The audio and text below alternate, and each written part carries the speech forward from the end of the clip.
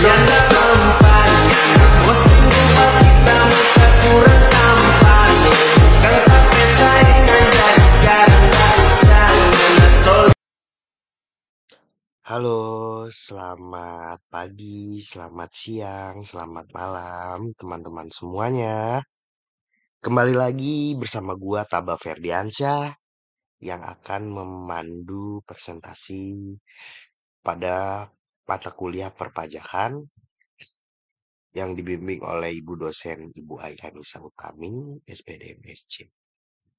Baik teman-teman semua, di video kali ini gua akan membahas materi yaitu tentang PPh pasal 24. Jadi definisi dari PPh pasal 20. PPh 24 adalah pajak yang terutang atau dibayarkan di luar negeri atas penghasilan yang diterima atau diperoleh dari luar negeri yang boleh dikreditkan terhadap PPh yang terutang atas seluruh penghasilan wajib pajak dalam negeri atau penkreditan dilakukan dalam 1 tahun pajak digabungkannya penghasilan dari luar negeri dengan penghasilan di Indonesia dengan tujuan menghindari pemajakan berganda.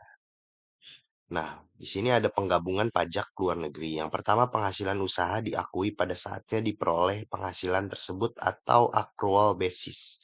Yang kedua, penghasilan di luar usaha diakui pada saat diterimanya penghasilan tersebut atau bisa dibilang cash basis. Yang ketiga, penghasilan dividen yang diperjualbelikan di bursa efek diakui pada saat ditetapkannya oleh keputusan Menteri Keuangan. Selanjutnya ada objek penggabungan penghasilan. Penghasilan dari usaha. Terus ada penghasilan-penghasilan lainnya. Penghasilan berupa dividen sebagaimana dimaksud dalam pasal 18 ayat 2 Undang-Undang PPh yang ditetapkan sesuai KM kan. Terus ada penggabungan dilakukan dalam tahun pajak diperolehnya penghasilan tersebut. Baik teman-teman, kita lanjut ke contoh soalnya. Yang pertama yaitu PT TBH dalam tahun 2024 memperoleh penghasilan pajak sebagai berikut. Yang pertama penghasilan dari negara A dengan tarif pajak 40%, nilainya 2 miliar. Penghasilan dari negara B dengan tarif pajak 35%, nilainya 2,250 M. Yang ketiga penghasilan dari negara C dengan tarif pajak 25% dengan nilainya 2,5 M. Terus merugi di negara D dengan tarif pajak 30% yaitu 1 miliar dan dalam negeri memperoleh laba usaha 500 juta. Nah, untuk cara menghitungnya yang pertama itu kita harus menghitung PKP-nya terlebih dahulu. Nah, jadi kita sini saya sudah rincikan ya. Jadi negara A itu 2 miliar, tarifnya 40%, negara B 2,250 M, 35%, negara C 2,500 yaitu 25% dan dalam negeri 500. Nah, dikarenakan dalam negeri itu kita memperoleh laba, jadi kita tambahkan dalam PKP, hitungan PKP. Jadi totalnya itu udah 7,7 miliar 250 juta ya teman-teman.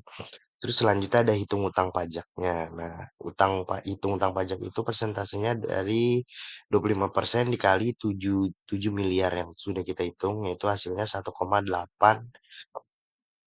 1 miliar 812 juta 500 ribu rupiah. Nah, cara selanjutnya itu kita lebih breakdown lagi dengan perhitungan dari KPLN. Nah, perhitungannya itu pertama negara A. Dari negara A itu 2 miliar dibagi 7,250. Lalu dikali 1,812. Itu hasilnya 500 juta. Nah, selanjutnya itu ada bayar langsung dari negara A. Itu 4, yang pajaknya dibayar langsung. Itu 40% dikali 2 miliar. Hasilnya 800 juta. Nah, kita cari angka yang terkecil. Lalu sama cara kedua, negara B juga sama, negara C sama. Lalu setelah ketemu semua data nominal yang terkecilnya, lalu tinggal ditambahkan saja. Nah, contohnya 500 juta ditambah 562 ditambah 625. Hasilnya 1,687.500. Nah, lalu total utang pajaknya yang tadi 1,812.500. Itu dikurangi hasil yang jumlah kredit pajak, hasilnya adalah 125 juta. Jadi yang harus dibayarkan 125 juta. Cukup sekian presentasi dari saya. Kurang lebihnya mohon maaf. Wassalamualaikum warahmatullahi wabarakatuh.